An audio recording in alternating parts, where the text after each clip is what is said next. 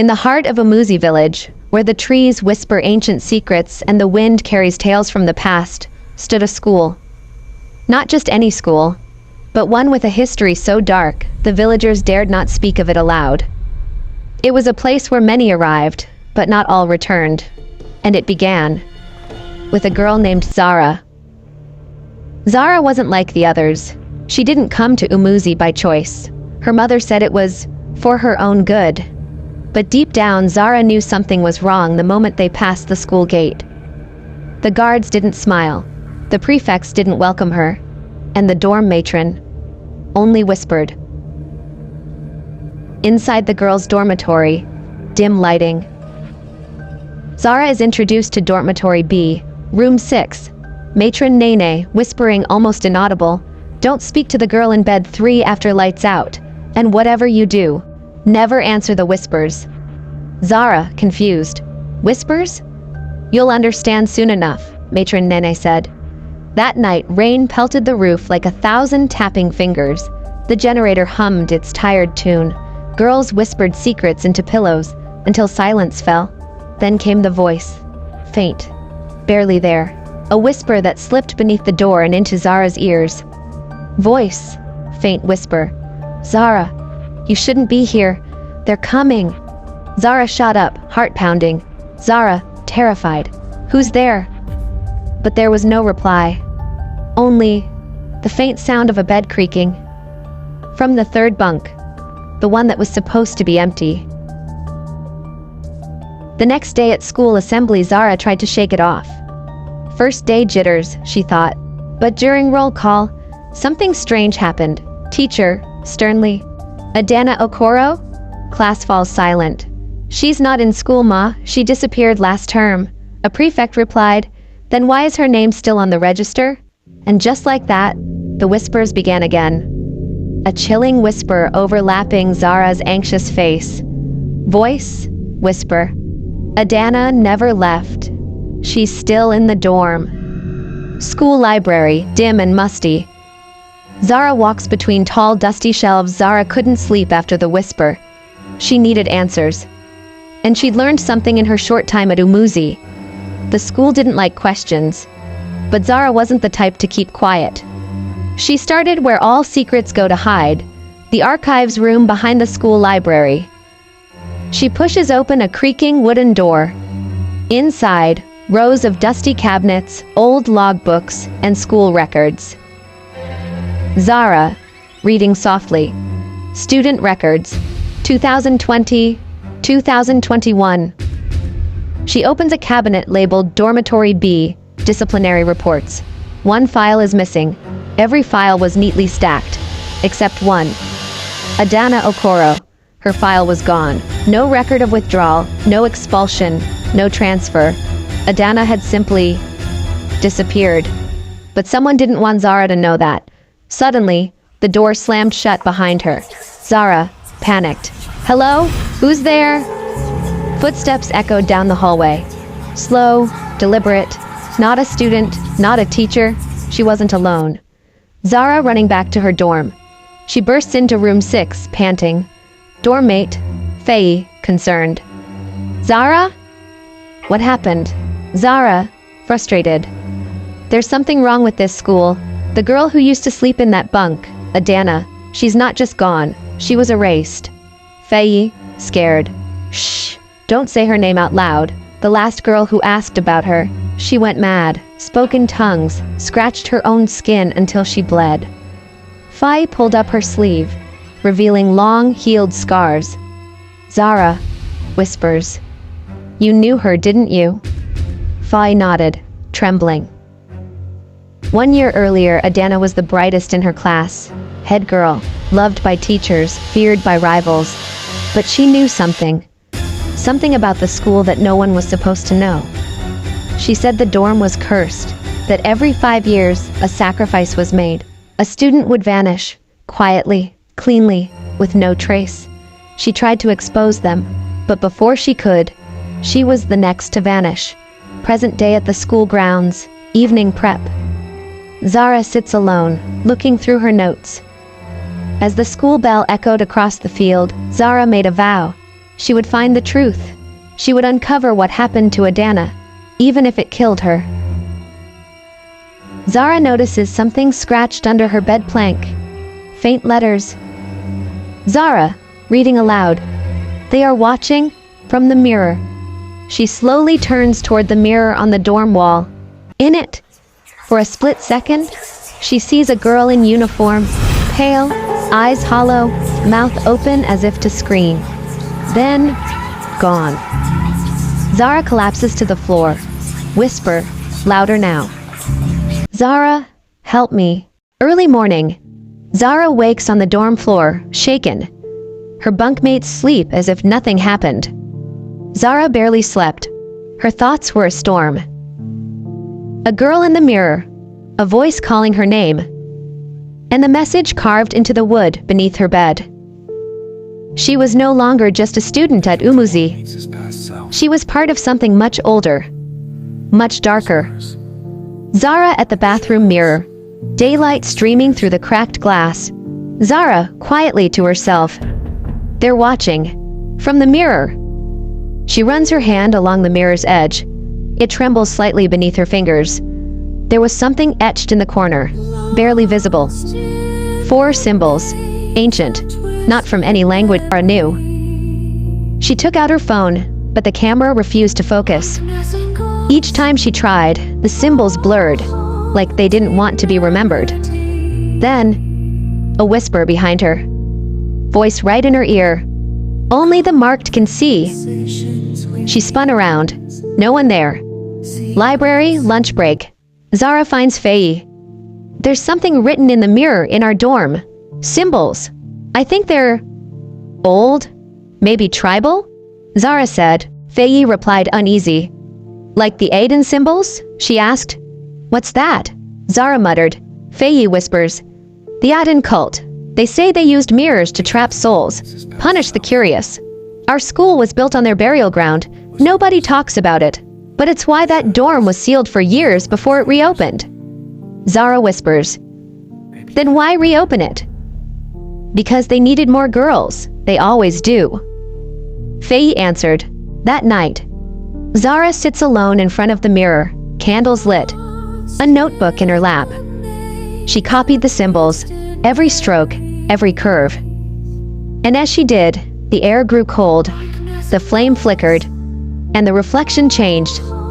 In the mirror, her bunk was gone. The dorm replaced with a jungle of bones and fire. And in the middle, Adanna, half naked, scarred, her mouth sewn shut. Zara screamed. Sudden blackout, generator dies, full darkness. Then she heard it again, the whisper. But this time it wasn't afraid. Whisper clear, ghostly. Finish the code and I'll be free. Zara lights her torch, hand shaking. Notebook's last page is gone, ripped out. She turned. And on her bed, the missing page had returned. Only now, the symbols bled. Faye opening her locker the next morning. A dead pigeon falls out, its eyes hollow, wings torn. Faye screaming. No, not again. Zara rushes to her side. What does this mean? Faye terrified. It means the dorm has chosen.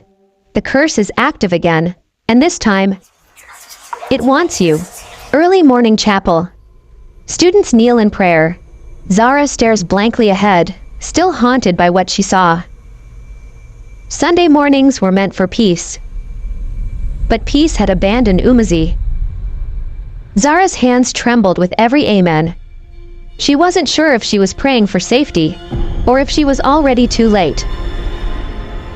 Prefect Chamaka walks up to Zara after service. Chamaka, forced smile. Zara, matron wants to see you.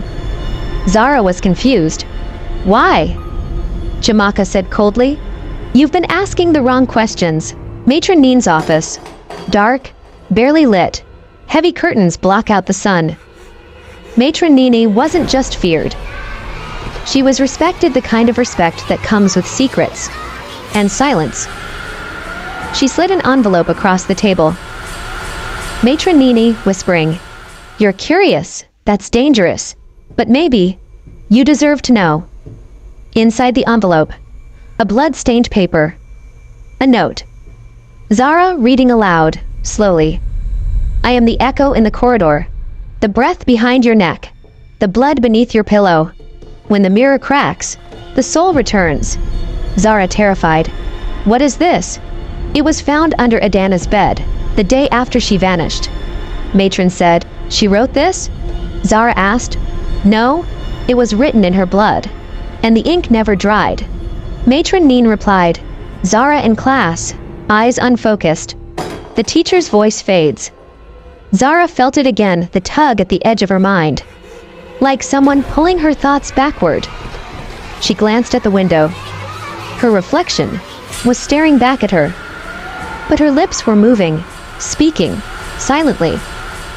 Zara mouthed the words along. Mirror Zara, voiceless. They're hiding her, in the old hall. That night, Zara sneaks out with Faye. They head toward the abandoned West Wing, a section sealed off after a fire. No one went there anymore.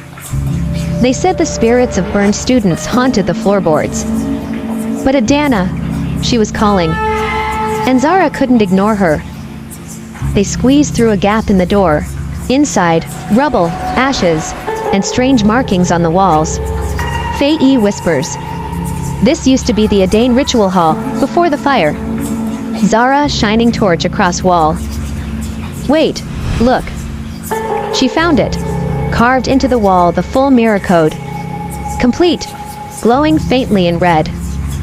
Suddenly, a high-pitched scream. Not from Faye.